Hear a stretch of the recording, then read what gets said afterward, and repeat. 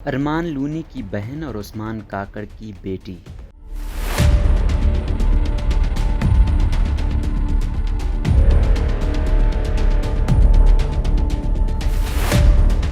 عثمان کاکڑ اپنی مٹی اوڑھ کے سو گئے ہیں۔ سوئے کہاں ہیں؟ لگتا ہے ایک انگڑائی لی ہے اور زمانے کو جگا دیا ہے۔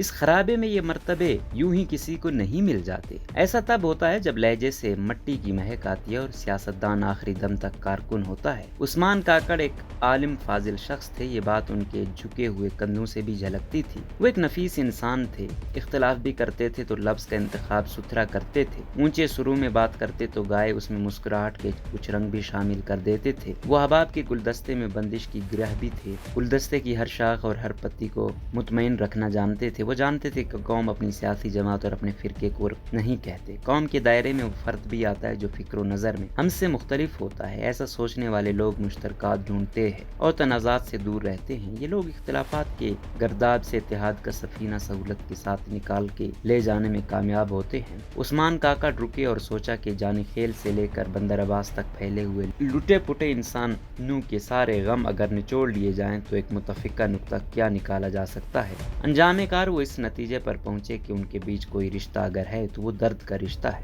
عثمان کاکڑ نے درد کو نظریہ کر لیا، اس حد تک کر لیا کہ ان کی آنکھ میں، لہجے میں اور مسکراہٹ تک میں اتر آیا۔ بلوچستان تاریخ کے اندھیر موڑ پر بیٹھا ایک مسافر ہے جو اپنی ذات میں دریا ہے مگر پیاسا ہے۔ وہ کہہ دے کہ مجھے بلوچستان کہتے ہیں تو پیاس بڑھتی ہے، کہہ دے کہ میں پیاسا ہوں تو خدا کی مار پڑتی ہے۔ اس جگہ پشتون ہیں تو دکھوں کے مارے ہیں، ہزارہ ہیں تو دل میں 100 چھید ہیں۔ ساحلی علاقوں میں تجارتی بھاگم بھاگ ہوتی ہے اور آسودگی راہ پاتی ہے۔ یہاں کے جزیروں اور ساحلوں پر مگر دھول اڑتی ہے اور سناٹے بولتے ہیں۔ نشاندہی کرنے والوں اور گواہی دینے والوں پر یہاں زمین تنگ ہے۔ سوال اٹھانے کی یہاں سزا اٹھ جانا ہے اور ظاہر ہونے کی جزا گمشدگی ہے۔ بے چینی بال کھولے یہاں کے پہاڑوں پر بے خانمہ پھرتی ہے۔ ذہانت، فکر، علم اور سوال شام کے بعد یہاں کے چائے خانوں میں سرگوشیاں کرتے ہیں۔ یہاں کے کتب خانوں میں جانا ایک طرح کا اقبال جرم ہے۔ سائیں یہ کیا زندگی ہے اور کیسے مسائل ہیں؟ یہ مسائل ہیں اور ان مسائل کا حل یہ ہے کہ عوام کی آواز دبا دی جائے، گھر کے اندر سے کچھ پیداگیر اٹھا دیے جائیں اور بلوچ نمائندہ کہہ کر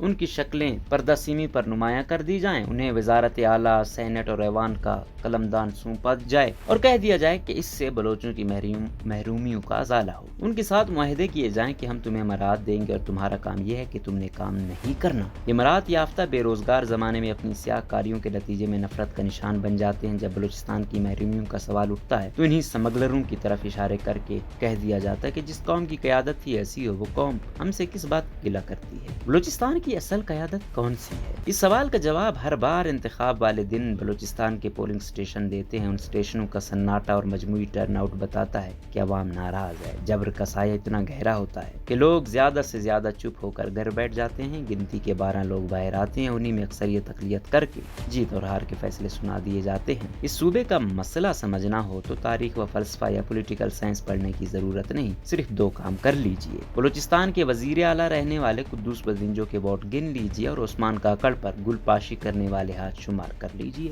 عثمان کاکڑ کے تابوت کے ساتھ جو چل رہا تھا، رسمی الفاظ میں اسے قافلہ بھی کہہ سکتے ہیں، لیکن کیا اچھا نہیں ہے کہ اسے بلوچستان کہہ لیا جائے؟ درد کہا جائے اور درد کی شدت کہا جائے، کرب کہا جائے اور کرب کی انتہا کہا جائے۔ درد رشتہ داری نہیں دیکھتا، ترجمانی دیکھتا ہے۔ اسی بلوچستان میں برسوں ایک سابق بلوچ وزیر اعظم کا تابوت پہنچا تھا۔ اسی بلوچستان سے کل ایک عام پشتون رہنما کا جنازہ بھی گزرا ہے۔ دونوں میں کوئی فرق نکلا تو فقط ترجمانی کا نکلا ہے۔ بلوچوں نے اپنے عمائدین کو وہ عزت نہیں دی جو 20 اختلافات کے باوجود ایک پشتون رہنما کو دے دی ہے۔ 70 برسوں کو محیط اس تفصیل کا خلاصہ فیض سے سنیے۔ بڑا ہے درد کا رشتہ، یہ دل غریب سہی، تمہارے نام پہ آئیں گے غم گسار چلے۔ اس دج سے کوئی مقتل میں گیا ہے کہ جو نہیں دیکھنا چاہتے تھے انہوں نے بھی پلٹ کر دیکھا۔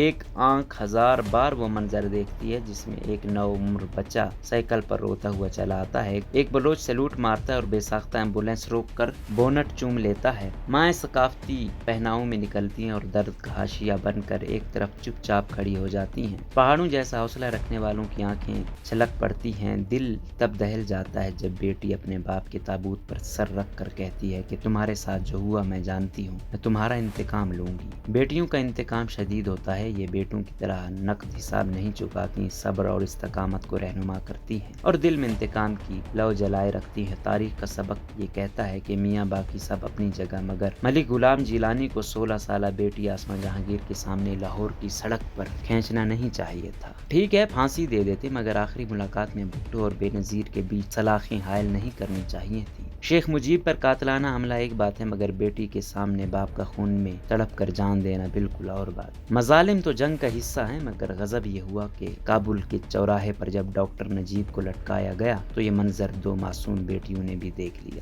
آسماں جہانگیر کے انتقام سے آسماں جیلانی بنام وفاق پاکستان جیسے قانونی حوالے نہیں جنم نہیں لیا۔ مزاحمت کے ایک واضح مزاج نے بھی فروغ پایا۔ بی بی کے انتقام نے پہلے ہی حلے میں امیر المومنین کے 9 رتنوں کو نگل کر جمہوریت کو ہمیشہ کے لیے بہترین انتقام کا درجہ دے دیا۔ 25 برس لگے، مگر باپ پر گولیاں چلانے والے سارے ہاتھ ایک ایک کر کے حسینہ واجد نے اجل کے سپرد کر دیے۔ ڈاکٹر نجیب کی بیٹیاں کیا سوچ رہی ہیں، یہ جاننے کے لیے ان کی نظموں کے ترجمے تلاش کیجیے اور پڑھیے۔ ان نظموں میں کہیں اشتعال ہے اور نہ تشدد کا حوالہ ہے۔ گفتگو سے نہیں، باخدا ان کی خاموشیوں سے ڈر لگتا ہے۔ بے نیازی سے ایک طرف بیٹھ کر جب وہ مصوری کر رہی ہوتی ہیں تو لگتا ہے جیسے کہہ رہی ہوں، افغانستان کی بٹی میں دنیا نے لوہا جتنا گرم کرنا ہے کر لے، آخری چوٹ تو بیٹیاں ہی لگائیں گی۔ موت اپنا طریقہ واردات بدل کر کوئٹہ کی گلیوں میں نکلی ہوئی ہے، علم اور فراست کو نگل جاتی ہے اور ثبوت مٹا دیتی ہے۔ ایک پرانی غلطی مگر اب بھی دوہرا رہی ہے۔ ارمان لونی کے پیچھے بیٹی جیسی بہن اور عثمان کاکڑ کے پیچھے بیٹی چھوڑ کر جا رہی ہے۔